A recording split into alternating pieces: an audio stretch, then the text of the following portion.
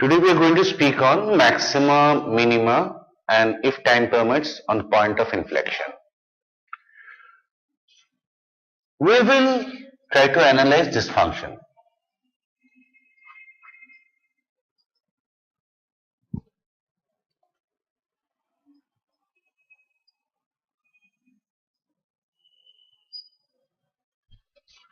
If you plot this in any plotter, you will get the function looking like this. This point is called the point of local maxima. This point is called the point of local minima. Question is how we will get it. For that we need to just brush up our basic concept of slope. If there is a curve like this, the slope at a given point, you draw a tangent. If this angle is acute, then tan theta is positive. However, if we have a slope, say of a straight line, say which is like this, then this angle is obtuse. So tan theta is negative. We must remember that while measuring angle, we start from the x-axis and move counterclockwise like we have done in both cases. So the slope is defined by the angle which is obtuse or acute. We will use this concept over here. Let me try to find out the slope at this point.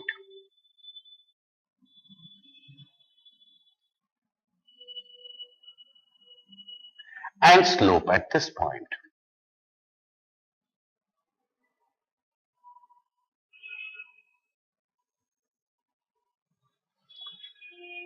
If we are measuring this angle, we can see it is acute. So the slope along this line, which includes this point, will be positive, and the slope along this line from here to here will be negative. Now what actually is slope? Slope is basically the derivative, df dx. And what is the slope at this point and at this point? You can understand this thing goes, and at this point the slope is 0. This point the slope is 0. So to find out this point x1 and this point x2, where the function is maximum or minimum, we have to take the derivative of this function and equate it to 0. That will give us our points. Like we take this derivative, it's 3x square minus 12x plus 9. We equate this to 0, from which we get x square minus 4x plus 3 equals 0. We divide it by 3. X square minus 3x minus x plus 3 equals 0. X into x minus 3 minus 1 into x minus 3 equals 0. So we get x equals 1 and x equals 3. So we know that at x equals 1 and x equals 3, there is a point of maxima and minima. But in the examination, we will not have this graph. So we will just think, remove this thing. Here we know that this point will be 1 and this point will be 3. But in examination, we won't have it. So how will we test it without the graph? For that, we do something called the second derivative test. This is the first derivative test, which gives us the points of extrema.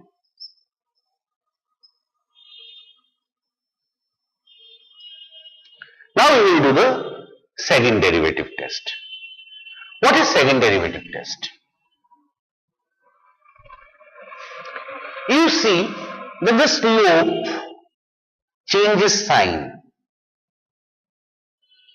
So if we call slope by s, then the derivative of the slope is what?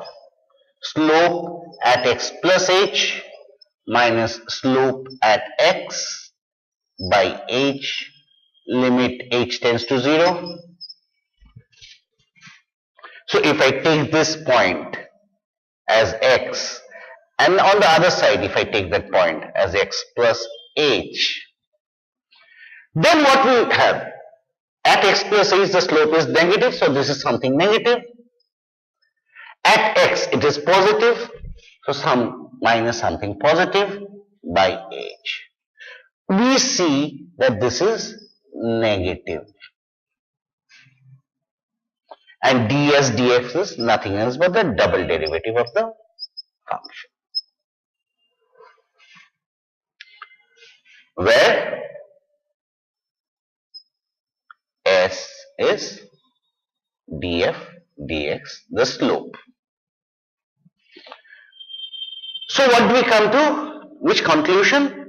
If the second derivative is negative, then the slope is, then we have a point of maxima. Let's see, like putting it over here. Remember we got these 2 points, x equals 1 and x equals 3. We take second derivative of this, d2f dx2, which is 6x minus 12. Put x equals 1 over here. If 6 into 1 minus 12, which is minus 6, which is negative. So this confirms that x equals 1 is a point of maxima. Just by that logic, when we go from negative, and again here the slope will be positive, from negative slope to positive slope, if we go, what will we get?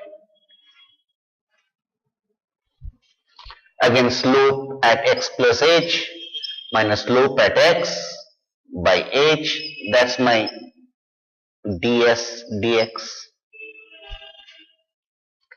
Again now I'll take this as x plus h, this is x, so we have positive at x plus h, the slope is positive,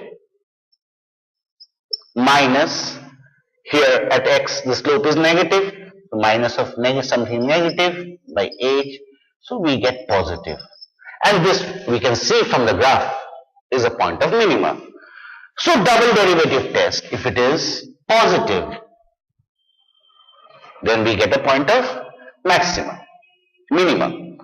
So now again let's take the double derivative, d2f dx2, equal to 6x minus 12. Put this point 3 over here, it's 18 minus 12, which is 6, which is positive. We see that this point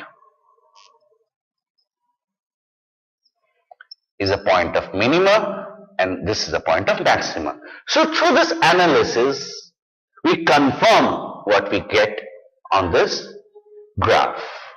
That's all for today.